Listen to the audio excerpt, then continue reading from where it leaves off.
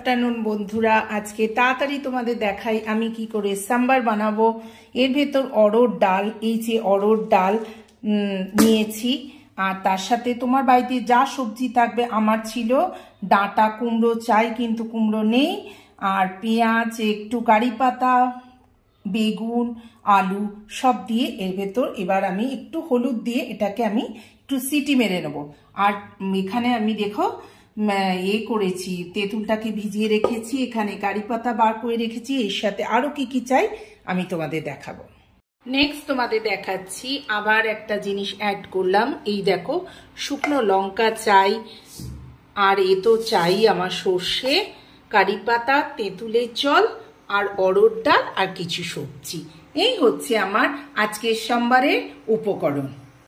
তেল আমার রেডি হয়ে গেছে, এবার ওতে দেবো আমি একটুখানি সর্ষে কারি পাতা। দেখো আগে জলে ভিজিয়ে রেখেছি, কারণ আমি নিয়ে আসে না আগে শুকিয়ে রেখে দিই, তারপর যখন বার করি সেই সময় আমি কারি পাতা একটু জলের ভেতর ধুয়ে ভিজিয়ে রাখি, ধুয়ে তারপর আমি করি। এই দেখো এইবার এতে আমি দুটো শুকনো লঙ্কা দিয়ে দিচ্ছি। দেখো এই হয়ে যাওয়ার পরে সেদ্ধ করবে যখন ডালটা না, তখন কি করবে একটুখানি মানে একদম গলিয়ে ফেলবে না, একটুখানি চেয়ে চেয়ে থাকবে, এইরকম করবে। এবার আমি সবজি চমে সেদ্ধ করা ডালটা আমি এর মধ্যে ঢেলে দিলাম। ওকে, এই দেখো আমার রেডি হয়ে গেল। এইবার এটা ফুটলে তখন আমি এতে একটু নুন দেবো, আর এই যে আমি তেঁতুলের কাপটা করে রেখেছি ওইটা দেবো। তারপরে আমি ইউজ করব এইটা এভারেস্টের সাম্বার মশলা। এই ইউজ করে আমি সাম্বারটা শেষ হয়ে যাবে। তারপর তোমাদের আমি দেখাচ্ছি স্টেপ বাই স্টেপ কি করে আমি করছি। হ্যাঁ, এখন ফুটছে, এবার এতে একটু নুন দিতে হবে। এতে আমার একটু হলুদ কম হয়েছিল, জানো মনে হলো যে একটু হলুদ কম হয়েছে। দেখো এর কিরম চেয়ে চেয়ে থাকে না, বেশি গলাবে না।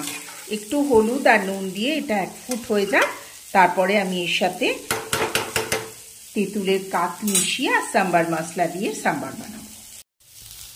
আমি এখানে তেঁতুলটা খুব একটা ভালো না, তাই তেঁতুলের জলটা একটু ছাঁকনি দিয়ে ছেঁকে নিলাম অ্যাড করবার সময়, কারণ ওর ভেতর না অনেক কিছু কাঁকড় টাকড় মেশানো থাকে। কারণ এখানে তো ছাড়ানো তেঁতুল প্যাকেট করে পাওয়া যায়, আমাদের মতো অত ভালো নয়, তাই জন্য একটু ভিজিয়ে ছেঁকে নিলাম।